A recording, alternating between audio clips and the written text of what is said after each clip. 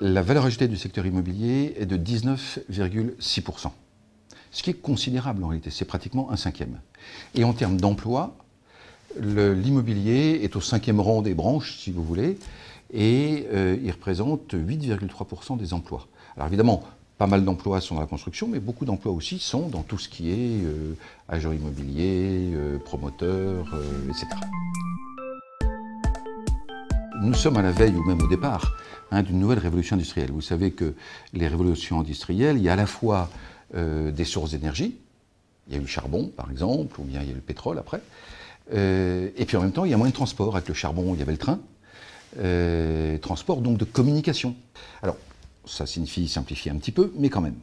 Eh bien, ce vers quoi on va aujourd'hui, c'est d'abord un système de communication tout à fait étonnant qu'est le système Internet, qui crée une instantanéité qu'on n'a jamais connue auparavant.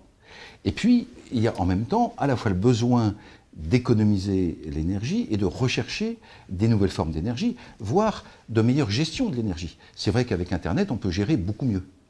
Et donc, il y a une révolution industrielle qui est en train de se préparer, qui va évidemment détruire des emplois, qui va en créer d'autres, mais qui va créer beaucoup de richesses. Je vous donne un exemple. L'immobilier, c'est le grand consommateur d'énergie. Bon, imaginons qu'on arrive à gérer un peu mieux cette énergie, ces dépenses.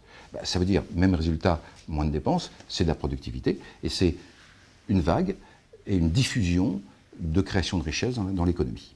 Donc l'immobilier, et c'est ça qui est intéressant cette fois-ci, il est au cœur de la révolution qui est en train de se produire et qui peut bouleverser notre société. Les banques sont de toute façon toujours dans les nouvelles activités économiques, donc ça c'est une chose. C'est vrai que les banques, elles peuvent accompagner les particuliers, par exemple dans tout ce qui est crédit, ça c'est évident. On l'a vu d'ailleurs ces dernières années, puisque pour beaucoup de jeunes, les banques ont permis d'emprunter sur des durées plus longues.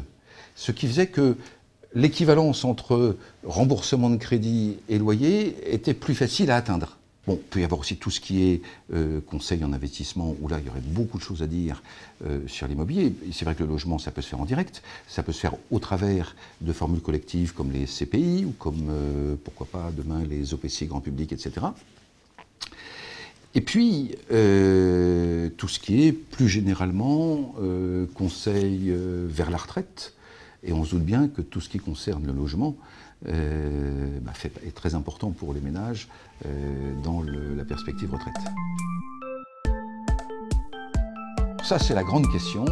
Bon, vous savez qu'il n'existe pas de placement parfait, totalement immunisé contre toutes les difficultés économiques, etc. Bon. Maintenant, il y a plusieurs choses qui se passent. La première, c'est que la France, à la différence des autres pays européens, a une dynamique démographique très forte et très saine. Ce qui veut dire que, dans une optique de relativement long terme, on est soutenu pour la demande en matière de logement. Donc on peut penser que le logement, dans ce sens, peut être à la fois parce qu'il y a de la demande et aussi parce que c'est intéressant d'avoir des revenus. De toute façon, il faut le financer, ce logement. Donc l'investissement privé a sa part à jouer dans le fait de répondre à la demande. Donc, quelque part, dans une optique de long terme, le logement devrait être relativement sécurisé comme placement, au-delà de toutes les fluctuations qu'il peut y avoir.